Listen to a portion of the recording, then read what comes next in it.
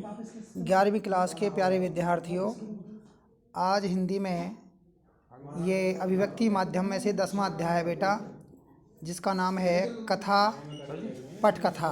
तो ये आपको बेटा प्रश्न मैं दे रहा हूँ, जिनमें से पहला प्रश्न है ये आपका, पटकथा किसे कहते हैं, सो उदाहरण स्पष्ट कीजिए। तो पटकथा क्या होती है बेटा? पटकथा शब्द दो शब्दों पट और कथा के मेल से बना है। कथा का अर्थ है बेटा कहानी, तथा पट का अर्थ होता है पर्दा।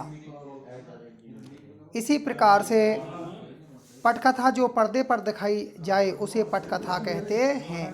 फिल्मों या धारावाहिकों आदि का मूल आधार यह पटकथा ही होती है।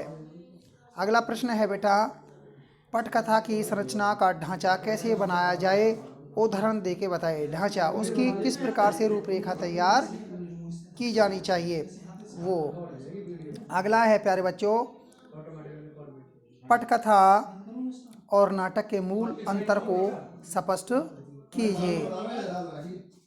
मूल अंतर बताना इसका, जैसे पहले भी बता चुके हैं कि नाटक और पटकथा के कुछ तत्व समान होते हैं, किंतु पटकथा और नाटक में कुछ मूल अंतर होते हैं। नाटक एवं पटकथा दोनों में दृश्यों की योजना होती है, किंतु नाटक के दृश्य पटकथा के दृश्य से लंबे होते हैं। इस प्रकार से ये सीमित स्थान इनका होता है, जबकि फिल्म या टीवी सीरियल की पटकथा में स्थान की कोई सीमा नहीं होती है। तो ये बेटे लिखना है। अगला प्रश्न है, पटकथा के दृश्य लेखन की प्रक्रिया को उदाहरण दे करके समझाइए।